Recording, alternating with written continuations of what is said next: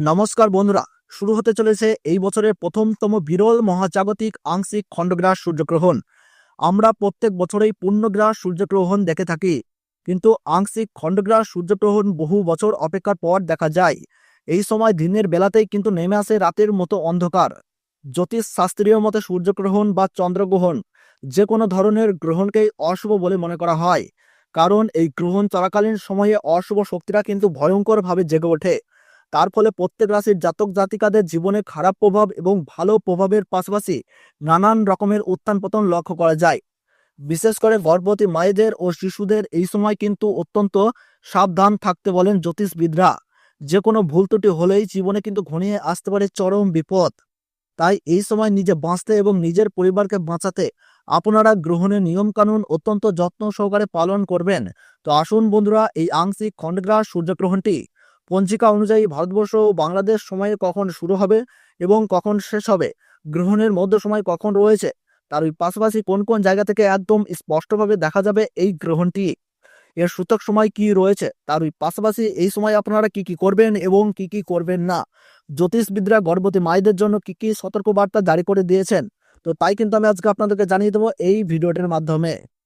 ইংরেজি 29শে মার্চ এবং বাংলা 15ই চৈত্র 1431 বঙ্গাব্দ শনিবার সংগঠিত হচ্ছে আংশিক খণ্ডগ্রাস সূর্যগ্রহণ।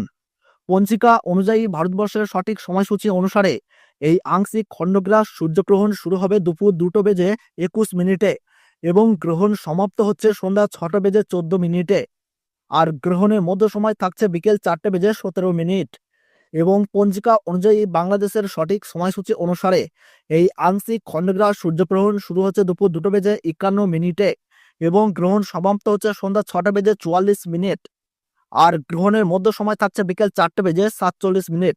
ভারতবর্ষ এবং বাংলাদেশের প্রায় প্রত্যেকটি জায়গা থেকেই দেখা যাবে।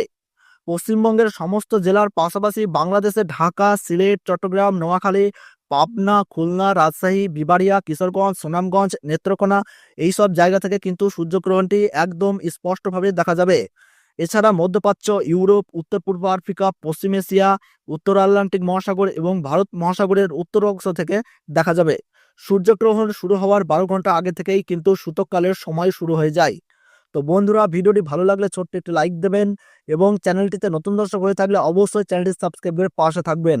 আর কোন জায়গা থেকে এই খবরটি দেখলেন তা কিন্তু কমেন্ট বক্সে কমেন্ট করে জানিয়ে দেবেন।